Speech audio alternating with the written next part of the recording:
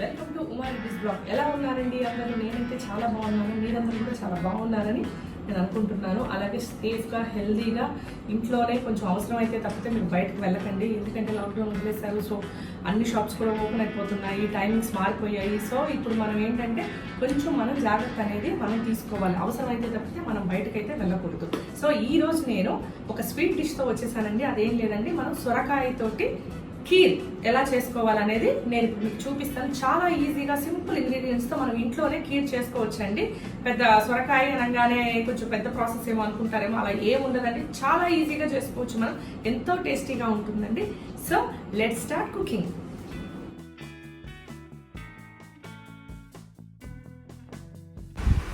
మనం ముందుగా ఏఎంసీ ప్యాన్ని కొంచెం ప్రీహీట్ చేసుకొని దాంట్లో 1 కప్పు నెయ్యి వేసుకున్నానండి నేను. దాంట్లో మనం డ్రై ఫ్రూట్స్ ఏవైతే మనం తీసుకోవాలనుకున్నాం మన ఇష్టం అండి, మనం ఏమైనా డ్రై ఫ్రూట్స్ వేసుకోవచ్చు. డ్రై ఫ్రూట్స్తో కూడా మనకి టేస్ట్ అనేది చాలా బాగుంటుంది. సో నేను డ్రై ఫ్రూట్స్ అయితే బాదాము, కిస్మిస్, జీడిపప్పు అన్నీ వేసుకున్నాను. కొంచెం ఫ్రై చేసుకున్నానండి బాగా. ఆ ఫ్రై చేసుకుని సగం అయితే పక్కన పెట్టుకున్నానండి గార్నిషింగ్కి, సగం అయితే ఉంచేసుకున్నాను దాంట్లోనే. ఇప్పుడు మనం దీంట్లోనే సొరకాయని నేను ముందుగా తురుముకొని నీళ్ళతో కడుక్కొని మరీ అండి, అంటే మీరు డైరెక్ట్గా వేసే కంటే కడుక్కొని పిండుకొని వేసుకుంటే మనకి పాలు అనేవి ఇరగవండి. సో అందుకని నేను ఆ విధంగా చేసుకున్నాను. అది బాగా కొంచెం ఫ్రై అయ్యాక సొరకాయ దాంట్లోనే 1 కప్పు షుగర్ వేసుకున్నానండి. చూసారు కదండి ఎలాగ షుగర్ అనేది, నెయ్యి అనేది ఎలా విడుస్తుందో. సో ఈ విధంగా మనకి సొరకాయ అనేది బాగా కుక్ అవ్వాలి. ఈ కుక్ అయిన దాంట్లో మనం ఇప్పుడు పాలు పోసుకుందామండి. 1.5 కప్పు పాలు పడతాయండి దీనికి. సో నేను ఇప్పుడు 1.5 కప్పు పాలు అయితే పోసుకుంటాను.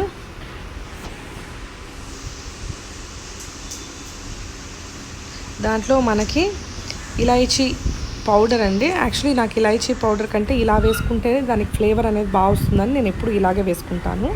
అలాగే ఇంకొక 1/2 కప్పు పాలు కూడా వేసుకొని కొంచెం సిమ్లో ఒక 5 మినిట్స్ అలా ఉడికించుకుందాం దీన్ని. ఇప్పుడు దాంట్లోనే నేను కస్టర్డ్ పౌడర్ కొంచెం పాలల్లో వేసుకొని నేను దాన్ని కలుపుకున్నానండి. కొంచెం థిక్ అవుతుంది ఇప్పుడు ఇది మనకి ఈ ఖీర్ అనేది మనకు కొంచెం థిక్ అవుతుంది. అలాగే ఫ్లేవర్ కూడా వస్తుందండి కస్టర్డ్ పౌడర్ వేసినందువల్ల. సో ఇప్పుడు మన మిగతా డ్రై ఫ్రూట్స్ ఏవైతే మనం ముందుగా ఉంచి పెట్టుకున్నామో ఆ డ్రై ఫ్రూట్స్ అన్నీ కూడా దీంట్లో వేసుకొని బాగా కలుపుకుందాము. ఇంకొక 5 మినిట్స్లో మన ఖీర్ అనేది రెడీ అయిపోతుంది. మన సొరకాయ ఖీర్ అయితే రెడీ అయిపోయిందండి. చూడండి ఎలా ఉందో, చాలా బాగుంది, భలే స్మెల్ వస్తుందండి. టేస్ట్ కూడా చాలా బాగుంటుంది. నేను కస్టర్డ్ పౌడర్ వేసాను, చూసారు కదండి. కస్టర్డ్ పౌడర్తో కూడా ఆ ఫ్లేవర్ అనేది వనీలా ఫ్లేవర్ కస్టర్డ్ పౌడర్ వేసాను నేను. సో ఆ ఫ్లేవర్ అనేది కూడా మీకు చాలా బాగుంటుంది. ఇప్పుడు నేను టేస్ట్ చేసి మీకు ఎలా ఉందో నేను చెప్తాను.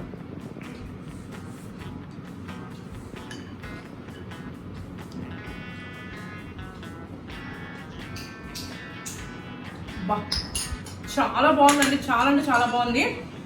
ఇప్పుడు ఇది వేడిగా ఉంది, మీరు ఫ్రిడ్జ్లో కూడా పెట్టుకొని మీరు ఇదైతే తినొచ్చు. ఫ్రిడ్జ్లో పెట్టుకుంటే ఇంకా చాలా బాగుంటుంది. సో మీరు ఈ రెసిపీని తప్పకుండా మీరు ట్రై చేసి చూడండి. అలాగే ఈ వీడియో కానీ మీకు నచ్చినట్లయితే తప్పకుండా నా ఛానల్ సబ్స్క్రైబ్ చేసుకోండి, లైక్ చేయండి, అలాగే మీ ఫ్రెండ్స్ అందరికి షేర్ చేయండి.